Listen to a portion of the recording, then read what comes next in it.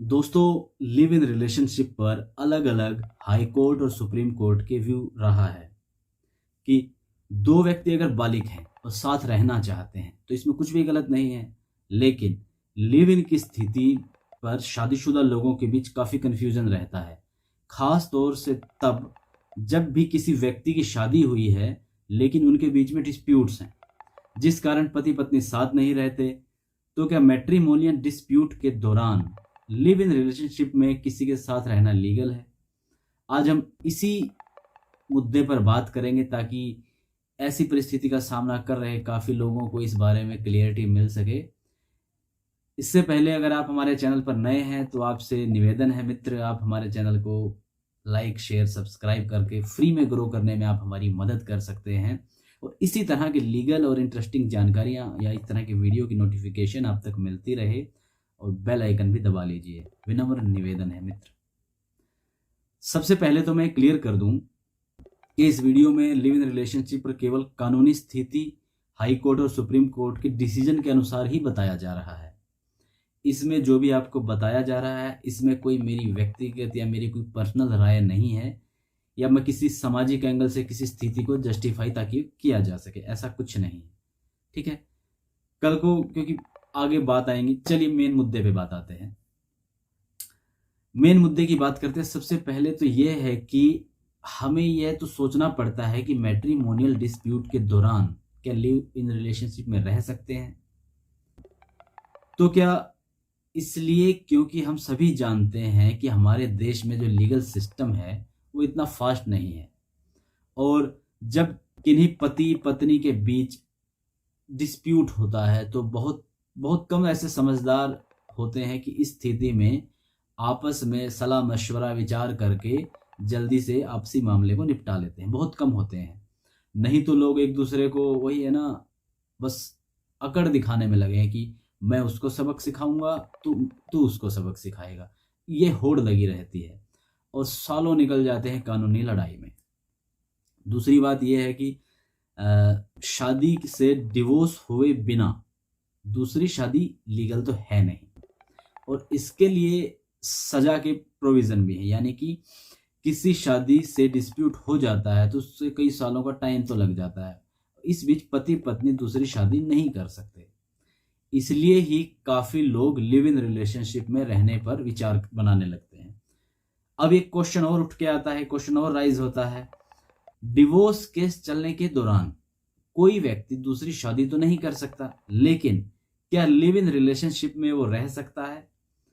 तो इस पर 5 जुलाई 2022 को Punjab and Haryana high court ने Kedari and others versus state of UT Chandigarh के मैटर में अपने जजमेंट की स्थिति को क्लियर किया।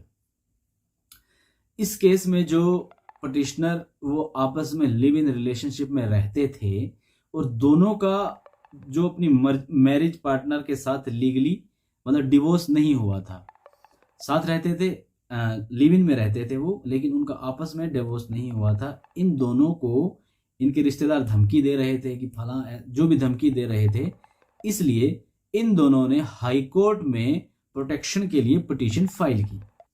इस पिटीशन में हाई कोर्ट ने दो मुख्य चीजें करी।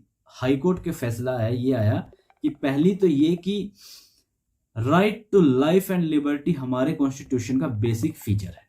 सबसे पहली बात, किसी भी व्यक्ति को कानून को अपने हाथ में लेते हुए मतलब किसी का राइट टू लाइफ खत्म करने का कोई अधिकार नहीं है।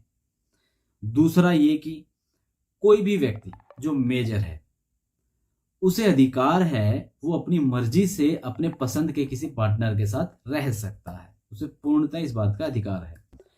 Punjab and Haryana high court ने ये दोनों बातें बहुत इंपॉर्टेंट हैं, क्योंकि जब कोई पटिशनर कोर्ट में रिक्वेस्ट करता है कि उसकी जान को खतरा है तो ये नहीं देखा जाता कि वो किस रिलेशनशिप में है, वो लीगल हैं या इलीगल हैं।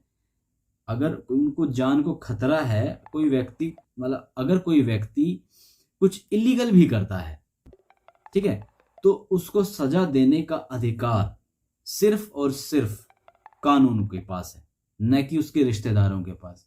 उसके रिश्तेदार उसके साथ कुछ गलत करने के लिए कानून को अपने हाथ में नहीं ले सकते। दूसरा ये कि व्यक्ति वयस्क को किसी पार्टनर के साथ रहना है, यह डिसाइड करने का अधिकार भी उसका खुद का है। अडल्ट है मतलब वयस्क है तो उसके पास पूरा अधिकार है। अब आप कहेंगे कि लीगली डिवोर्स होने से पहले अगर कोई व्यक्ति लिव इन में रहता है तो उसे अडल्ट्री माना जाएगा, ठीक है। लेकिन अडल्ट्री केवल एक आधार बन सकता है डिवोर्स लेने के लिए, उसको आधार के तौर मतलब वो बेस बन सकता है कि ऐसा कुछ है, लेकिन इसके लिए सजा का कोई प्रावधान है, कोई प्रोविजन अब नहीं है, ठीक है।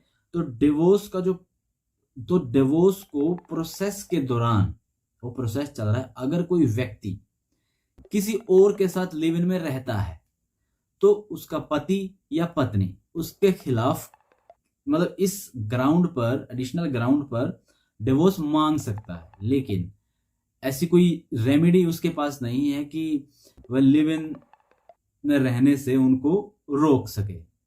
मैं उम्मीद करता हूं कि लिविंग की स्थिति पर जो क्वेश्चन शुरू में उठा था, जो आपके दिमाग में क्वेश्चन आया था, उसका जवाब आपको मिल गया है।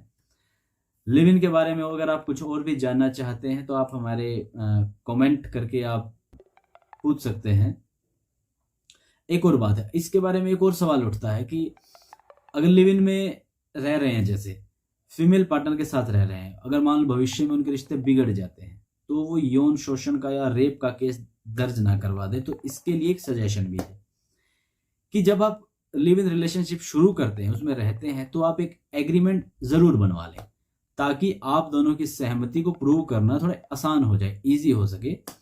इसके लिए सुप्रीम मतलब ये एक प्रोसेस है कि लिव इन में रिलेशनशिप में रहने वाली केवल महिला रिश्ते बिगाड़ने पर रेप का केस दर्ज नहीं करवा सकती। दोस्तों, मैं उम्मीद करता हूं आपको जानकारी अच्छी लगी। आप को अगर कोई इस तरह इससे रिलेटेड कुछ सवाल पूछना है तो आप कमेंट में हमसे सवाल पूछ सकते हैं। आप हमारे चैनल को फ्री में ग्रो करने में मदद कर सकते हैं। धन्यवाद।